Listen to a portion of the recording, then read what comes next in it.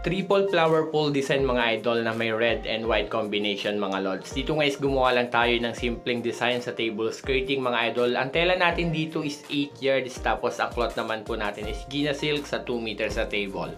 Full video guide, umpisa na natin. Dito mga lods, kung mapapansin nyo yung table natin is nilagyan ko siya ng pin. Yan po yung ating marker natin para kung saan tayo magpupwesto ng triple pleats. Dito mga lods, kung mapapansin nyo yung cloth natin na red and white is magkasama na. Bawat fold po mga idol ng pleats is nasa 4 inches or pwede rin naman po na 5 inches. Yan. Gagawa lang po tayo ng 5 sets dito mga idol. Depende po sa haba ng table nyo. Ang table natin dito is 2 meters. At ang cloth po natin na gamit dito mga lods is nasa 7 to 8 yards. Depende po sa haba ng table kagaya ng sabi ko mga idol. Sa 2 meters na table, at least meron kayo na mga 7 to 8 yards mga lods. Or pwede rin naman po mas kakadikit yung triple pleats or pwede rin po mas malalayo kung maigsi lang po yung cloth nyo. At after natin magawa yung pinaka set mga idol, yan 5 set yan. Dito is pupold lang natin yung pinaka gitna ng cloth. Unang layer lang to mga idol, nakatupi sa gitna yung ating red. Kinuha lang natin yung unang red tapos pinold natin siya pataas. Tapos ipipin lang po natin sa pleats yan. Diretso tusok sabay push pababa.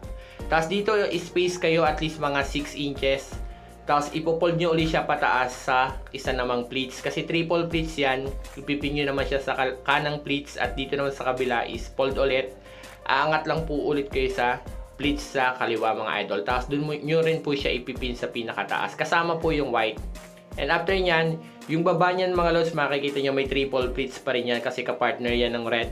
Ganun lang ulit yung gagawin nyo. Fold lang ulit. Mag-space kayo. Huwag nyong idikit masyado. At least may space na 5 inches. Tapos 6 inches ulit yung or isang dangkal mga idol. Tapos paangat ulit sa pleats. Tapos pin, tusok pataas. Pag natusok nyo pataas, fold pa ilalim. Tapos pin.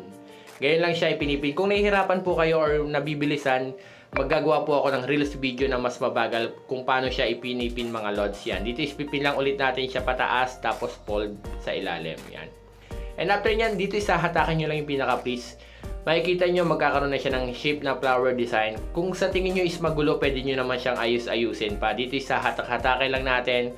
Kung sa tingin nyo mga lods is maganda na. At ganun din po yung gagawin natin sa taas. Hahatakin lang natin siya ng pabilog. Sa ganito ang design mga lods, kung ang tela nyo naman iisa, pwede namang red na color lang, wala na po yung white. Pero kung gusto nyo naman ng ganitong design na mayroong white sa ilalim, at least magkasama po sana siya kapag pinopold nyo pag gumagawa po kayo ng triple pleats.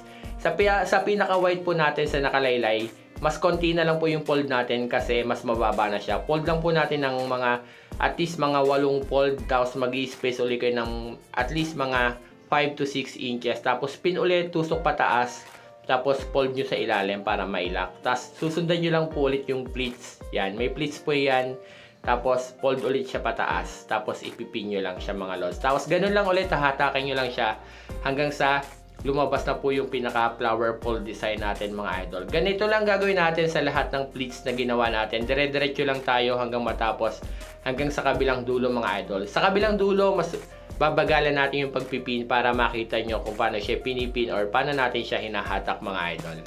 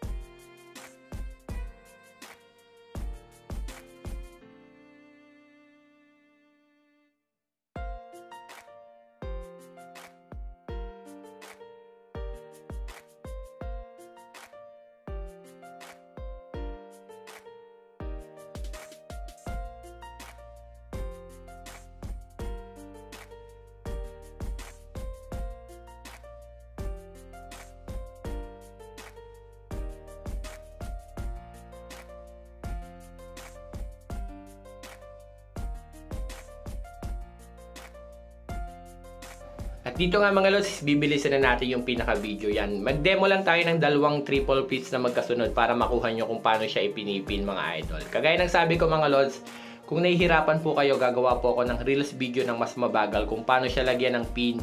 Eto na nga po, patapos na tayo sa pinakalas natin, pinorward na natin po yung video. At eto na po yung triple pleats natin na may 2 colors combination ng red and white mga idol. Kagaya ng sabi ko, pwede naman pong isang kulay lang kung nahihirapan kayo, or pwede naman pong tatlo kung kaya nyo naman pong gumawa ng tatlo mga idol. Or pwede rin naman pong single lang, taas lang po yung may flower pole design. Sana nagustuhan nyo.